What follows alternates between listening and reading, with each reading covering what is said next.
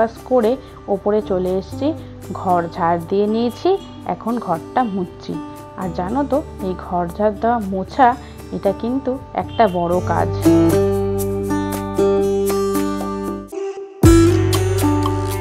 Good morning everyone, Paromita's ব্লগে তোমাদের আবারও ওয়েলকাম। চলে এসে একটা নতুন ব্লগ নিয়ে। আজকে সকাল সকাল উঠতে পারিনি, একটু দেরি হয়ে গেছে, কালকে অনেক রাতে শুয়েছিলাম, তো ওই জন্য উঠেছি তখন প্রায় 8টা বেজে গেছে। উঠে মোটামুটি দেখতেই পেলে তোমরা আমার ঘর ফর ঝাড় দেওয়া সব হয়ে গেছে, ব্রেকফাস্ট হয়ে গেছে। তো চলো এখন থেকে ব্লগটা কন্টিনিউ করছি, আশা করি তোমাদের আজকের ব্লগটা দেখতে খুব ভালো লাগবে। যা কাজ ছিল সব কিছু করে চান করে এখন পুজো দিয়ে নিয়েছি। আর জানো তো সকাল থেকে প্রচুর কাজ, একের পর এক কাজ শুধু হয়েই যাচ্ছে। চোখ খুলতে না খুলতেই মনে পড়ে যায় কোন কাজগুলো আগে করব, কোনগুলো পরে করব।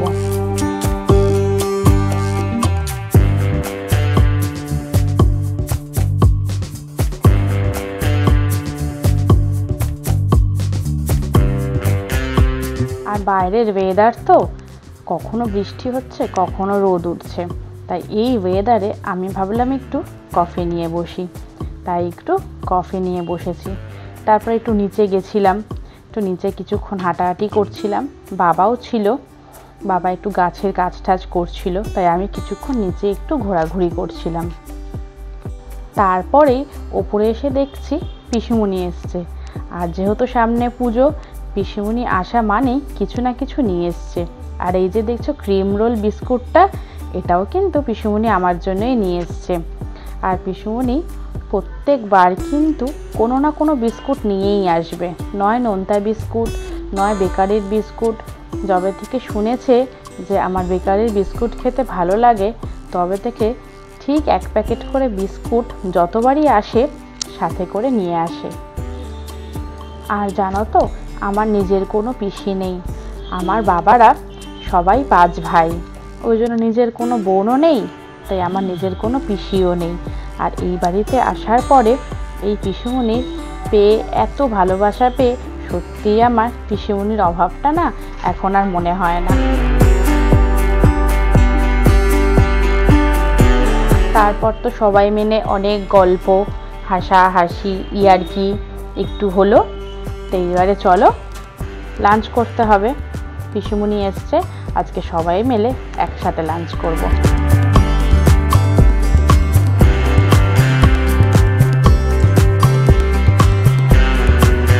পিসিমণি এসছে বলে ডিমের অমলেট করছি।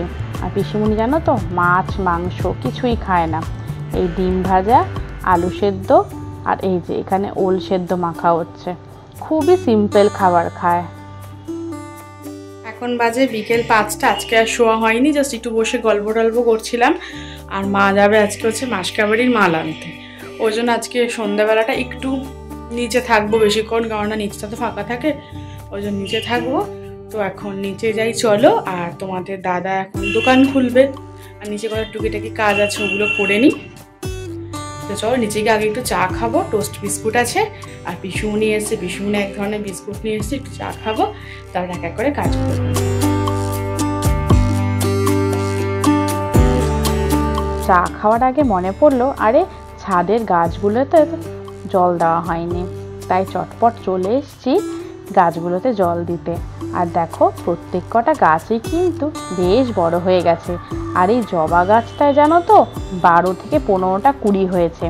আমি তো কবে যে ফুল হবে তার জন্য ওয়েট করে আছি। দেখো জবা গাছটা কি সুন্দর ঝাঁকড়া হয়েছে। আর সত্যি যখন ফুলগুলো দেবে গাছটার কিন্তু আলাদাই একটা সৌন্দর্য হবে। আর এই যে দেখছো বেল গাছ আর ঝাউ গাছ, এটা তো পরে রিপোর্টিং করা হয়েছে, তাই নিচে কিছুদিন সেমি শেডে রাখার পরে আজকে ছাদে তুলে দিলাম, একটু বৃষ্টির জলও পাবে, রোদ পাবে, বেশ সুন্দরভাবে বাড়বে।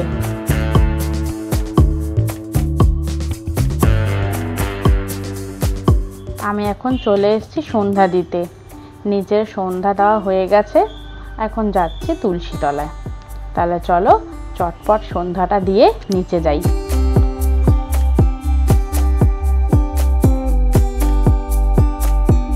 নিচে এসে বাবা বলল মুড়ি খাবে, তাই বাবা আর বড় মা যেহেতু দুজনে বসে টিভি দেখছে, তাই দুজনকে একটু মুড়ি মেখে দিচ্ছি তেল দিয়ে।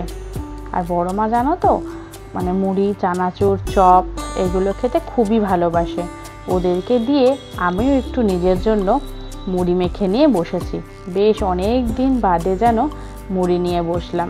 আর আমার না শুধু মুড়ি খেতে ভালো লাগে না, একটু চানাচুর, একটু পেঁয়াজ, লঙ্কা, আলু সেদ্ধ বেশ ঝাল ঝাল করে হবে, এইরকম দারুণ লাগে। এই মাত্র উপরে এলাম, একটু কিছুক্ষণ বসে বাবার সাথে একটু গল্প করছিলাম, গল্প করে রুটি করে এখন এসছি ওপরে। কালকে বেরোবো, কালকে মেশোর স্টেন বসানো হবে, ওটা নিয়ে একটু কথা বলছিলাম। আমি আর বাবা এখান থেকে কালকে একসাথে বেরোবো, মার ওখানে যাব, তারপর আমি, মা আর বাবা তিনজনে মিলে একসাথে বেরোবো। তো এই দেখো আমি আবার সেই উল্টো নাইটি পরেছি, তো আবার চেঞ্জ করে নেবো। তো চলো আগে তাহলে এবারে এখন এসে গপুকে শয়ন দিয়ে নিই, তারপর ব্লগটা কন্টিনিউ করছি। আমি গোপালকে শয়ন দিয়ে দিয়েছি, আর এখানে চুল, টুপি, ময়ূর পালক এগুলো খুলে রেখেছি, আর মাথার কাছে দিয়ে রেখেছি হচ্ছে বাঁশি। আমি শুনেছিলাম যে এরকম গোপালকে শয়ন দেওয়ার পরে বাঁশিটা মাথার কাছে রেখে দিতে হয় আর গ্লাসে একটু জল দিতে হয়, তাই সেভাবে যেটুকু নিয়ম জানি সেটুকু করার চেষ্টা করি। তো চলো তাহলে গোপাল ঘুমাক। মা যেহেতু মাসকাবাড়ি মাল আনতে গেছে আর বাইরে বৃষ্টিও পড়ছে, এখনও আসেনি, তাই রোজ মা বাবার বিছানাটা করে দেয়। তাই আমি ভাবলাম আজকে যখন আসতে দেরি হচ্ছে, তাহলে আজকে আমি করে দিই। তাই আমি আজকে বাবার বিছানাটা রেডি করে রাখছি।